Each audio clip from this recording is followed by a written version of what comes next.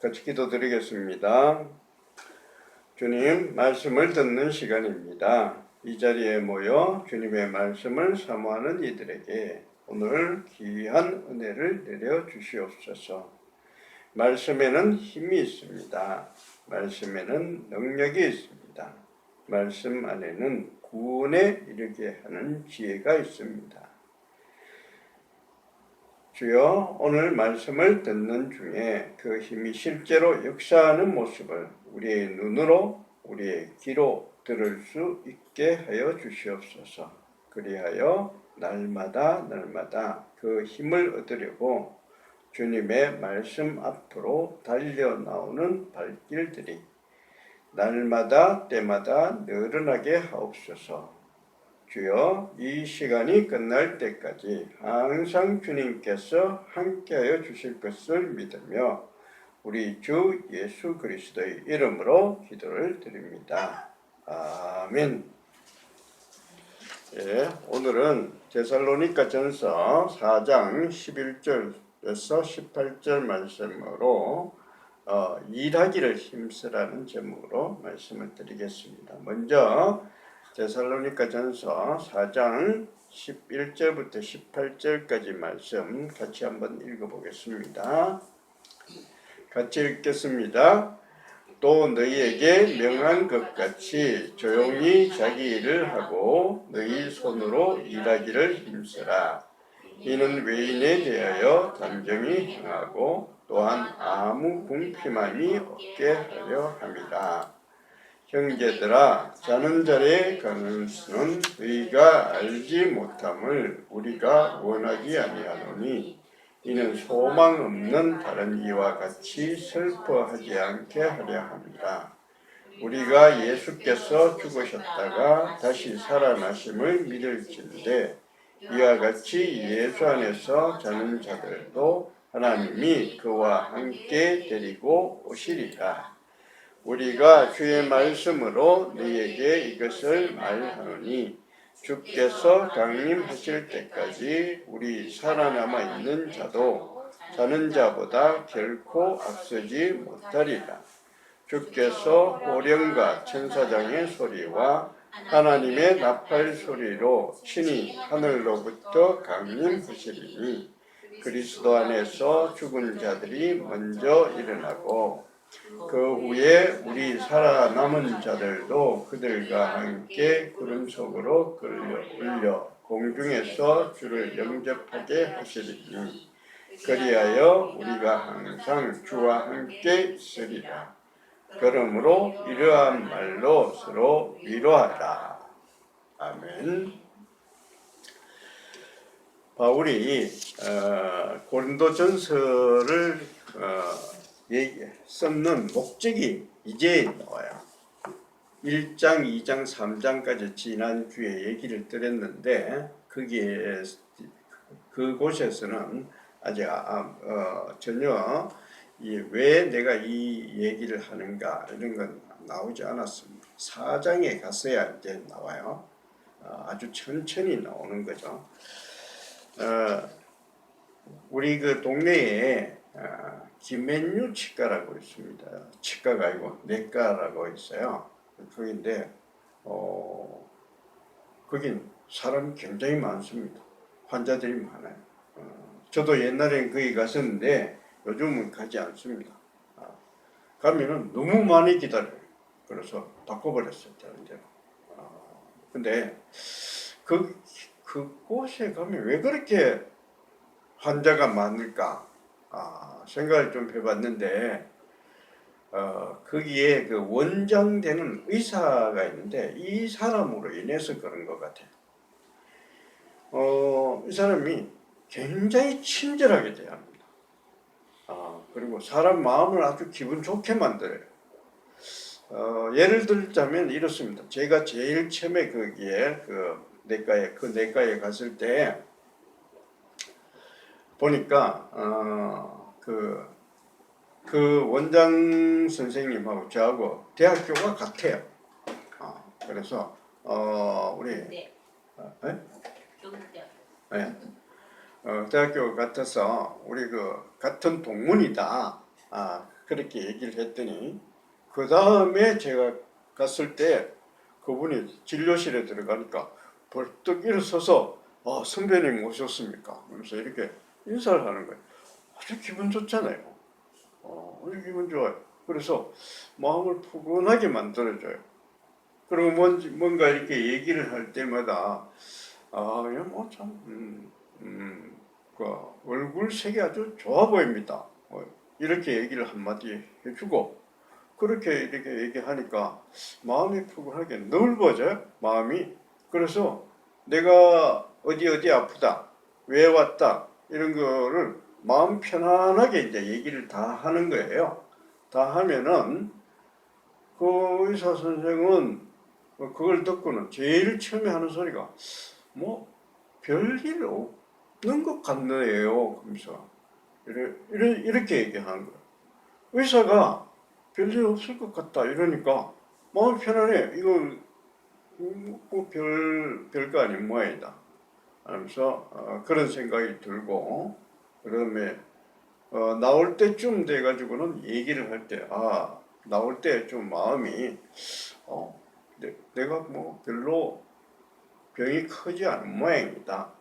그리고 약 이거 뭐 좀 먹으면은 금방 나을 수 있겠다. 이런 생각이 들어요.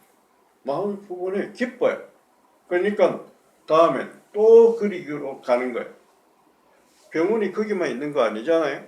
근데 자꾸 거리로 가고 싶은 거예요. 근데 조금만 어렵고 이러면 거리로 가고 싶어요. 그래서 아마 사람들이 자꾸 거기를 찾아가지 않나 그런 생각이 듭니다. 그래서 가만히 생각해 보니까 이게 참 좋은 것 같아요. 사람을 만났을 때 좀 더 좀 푸근하게 얼굴색이 오늘 참 좋아 보입니다. 이렇게 하면 크게 돈 안 드는 건데 얘기해 주면 참 좋잖아요. 우리도 만나면은 이런 얘기를 한 번씩은 해줄 필요가 있는 것 같아요. 얼굴색이 참 좋아 보여요. 이렇게 우리 같이 한번 해볼까요? 얼굴색이 참 좋아 보입니다. 편안해 보입니다. 편안하지 않을 때 그러면 기분 별로 안 좋아. 제대로 찾아가지고 칭찬해야지, 그치? 지금 내 피부색이 안 좋아서 상대방을 봐야 되니까. 스미테라는 게 너무 눈치채고 재미없어. 물론 잘못하면 역기능이 날 수는 있지만 역효과야. 이런 하면 안 돼. 네. 근데 제가 데살로니가 전서를 읽어보니까 바울이 그런 거예요. 얘기할 게 자기는 있는데 바울이 쓴 무슨 책이든지 간에 그냥 안부만 묻는 그런 편지 없습니다. 꼭 그 목적이 있어요. 이것 때문에 한다 이 목적이 있는데 이 데살로니가 전서 보면은 자기가 얘기하고 싶은 거 아주 뒤에 나와요. 오늘 우리 읽어보셨는데 4장 1절에 보면 이렇게 되어 있습니다. 1장, 2장, 3장은 자기가 칭찬을 막 해주고 그 다음에 4장에 가서야 이제 자기가 하고 싶은 얘기를 하는 건데 이렇게 얘기해요. 그러므로 형제들아 우리가 끝으로 주 예수 안에서 너희에게 구하고 근면하노니 너희가 마땅히 어떻게 행하며 하나님을 기쁘시게 할 수 있는지를 우리에게 배웠으니 곧 너희가 행하는 바라 더욱 많이 힘쓰라. 우리가 이때까지 가르쳐 준 게 있는데 그렇게 하라는 그 얘기를 하려고 하는데 언제 하는가 하면 끝으로 이제 내 얘기할 것 다 거의 다 됐다 이렇게 하면서 그런데 거의 다 얘기했을 때 그때 끝으로 이제 너희에게 한마디 하겠다 이런 거예요. 그 사람 참 지혜롭죠. 지혜로워요.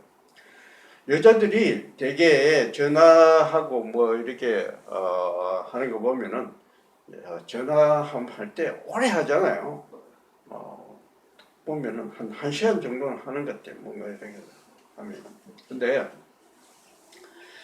그 앞에 얘기하는 거 이래 슬쩍 이래 들어보면은 온갖 얘기 다 해요. 온갖 얘기 다 하고 한 시간 얘기하면 한 30분은 그런 얘기 다 하고 그 다음에 끝에 가서 자기가 하고 싶은 얘기 조금 하다가 끊는 것 같아요. 그러니까 앞에 얘기할 때 사람 마음을 푸근하게 좀 만들어주고 끝에 가서 자기가 하고 싶은 얘기 조금 하고 끊는 거. 참 지혜로운 것 같아요. 그런 거 참 배워야 되는데 그래 하기가 쉽지 않죠. 근데 이 바울은 그렇게 합니다. 바울은 자기가 하고 싶은 얘기 끝에 가서 이제 조금 하는데 그 하고 싶은 얘기가 뭔가 하면은 이런 거예요. 끝으로 너한테 얘기를 하라 이러는데 앞에 보면은 이렇게 합니다. 또 너희에게 명한 것 같이 조용히 자기 일을 하고 너희 손으로 일하기를 힘쓰라 이렇게 얘기해요. 이건 무슨 얘기인가 하면은 데살로니가 사람들이 일을 안 한다는 거예요. 왜 이게 무슨 얘기예요? 갑자기 왜 이 사람들이 왜 일을 안 했을까? 바울이 제일 처음에 데살로니가에 갔을 때 사람들한테 말씀을 전했습니다. 말씀을 전했더니 그 사람들이 말씀을 막 받아들였어요. 스폰지가 물을 빨아들였듯이 많이 빨아들였습니다. 근데 이 사람들 대개 어떤 사람들일까요? 쉽게 말씀을 받아들이는 사람, 지위가 높은 사람일까요? 낮은 사람일까요? 낮은 사람들입니다. 낮은 사람들. 부자일까요? 가난한 사람들일까요? 가난한 사람들이에요.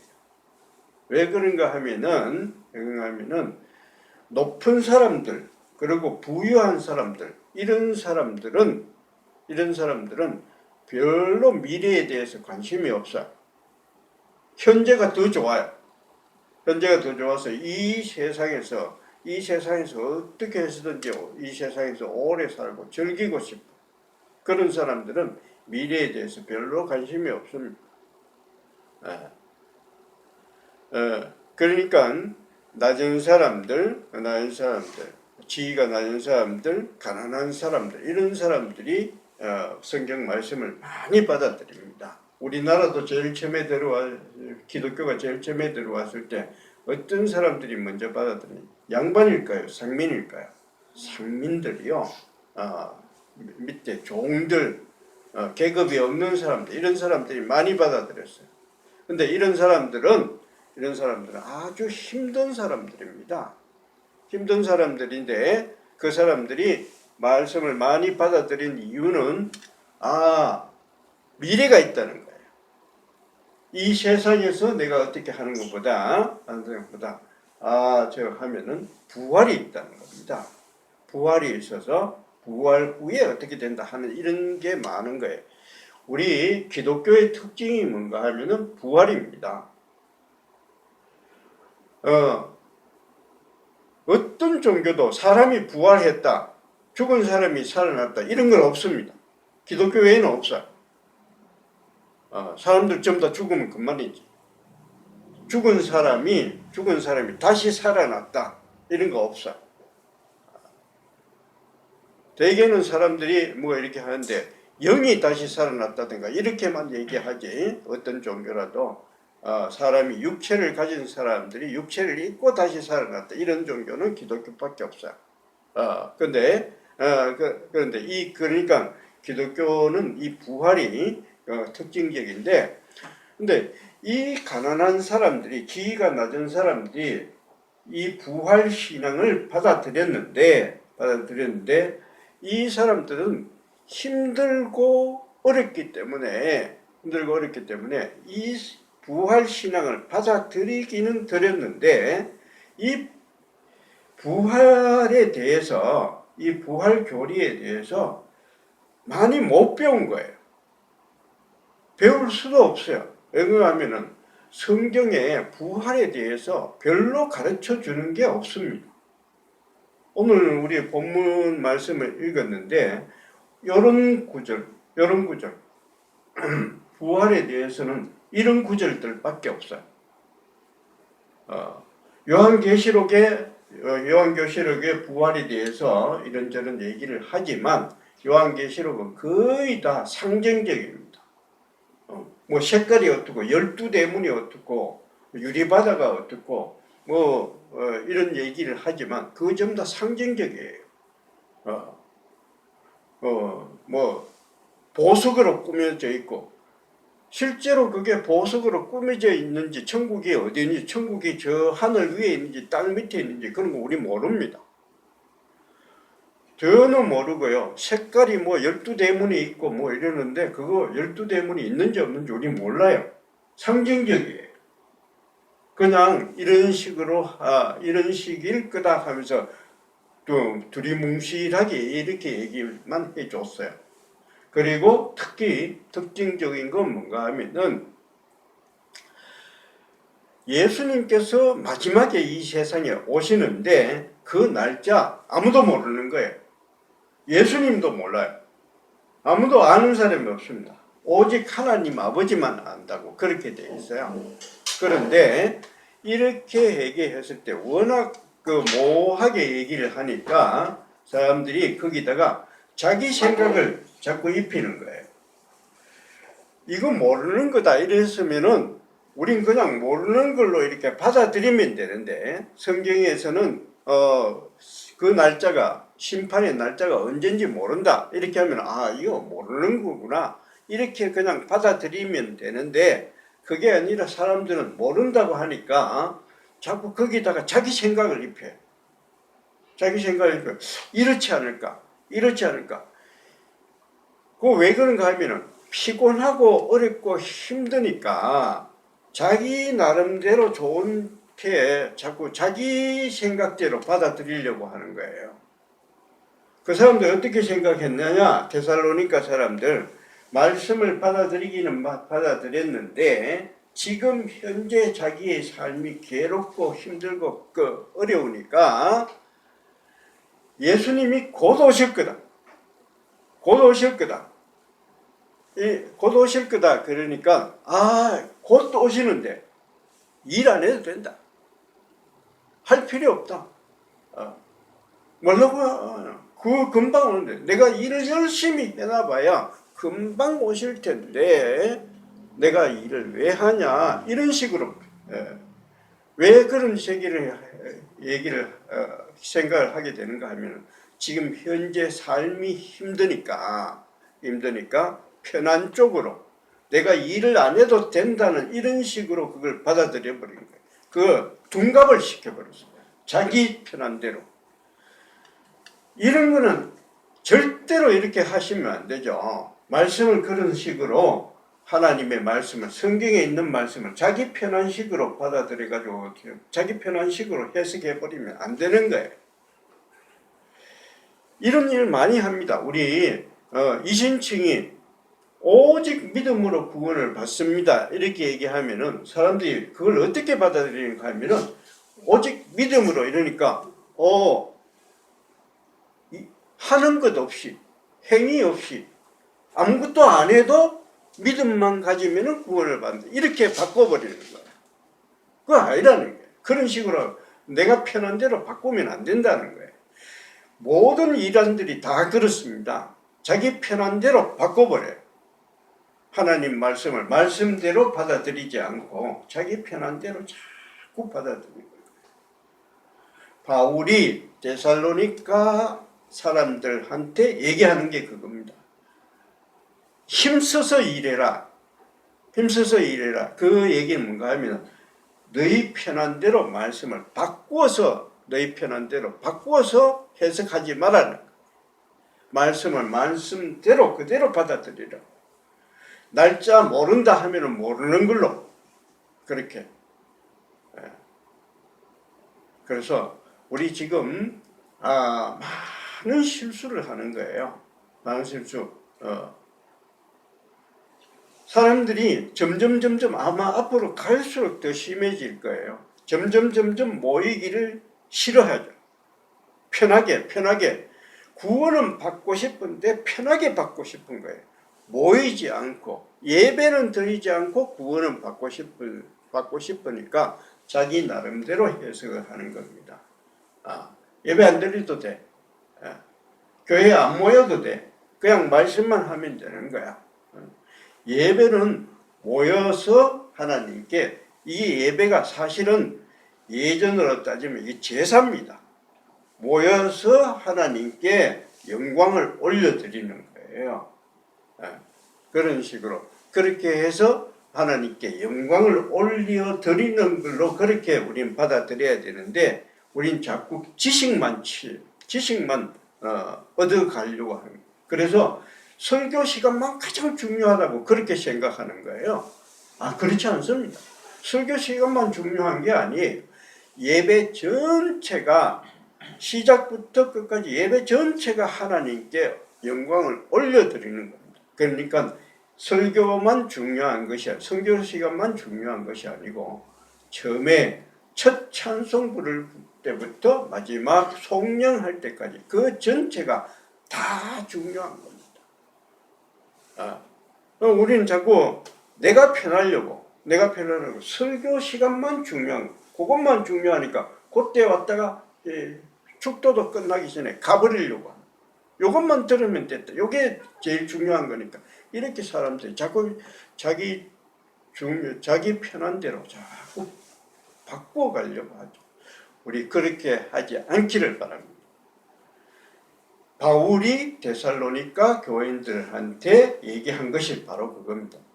너희 일하기를 힘쓰라 하는 거. 이거 성경 말씀 바꾸지 말고 말씀대로 그대로 받아들이라고 하신 말씀입니다. 우리 모두 체험교회에서 교회 성도님들 모두 다 그렇게 말씀 그대로 받아들일 수 있는 그런 신앙인이 되시기를 축원드립니다. 아멘. 우리 다 같이 일어서서 찬송가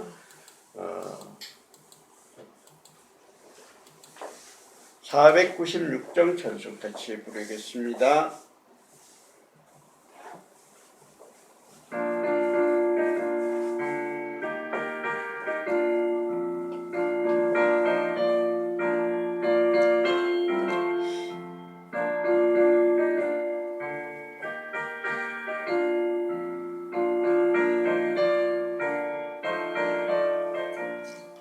새벽부터 우리 사랑함으로써 저녁까지 시를 부려봅시다. 열매 차차이고 곡식 거둘 때에 기쁨으로 가는 거두리로다.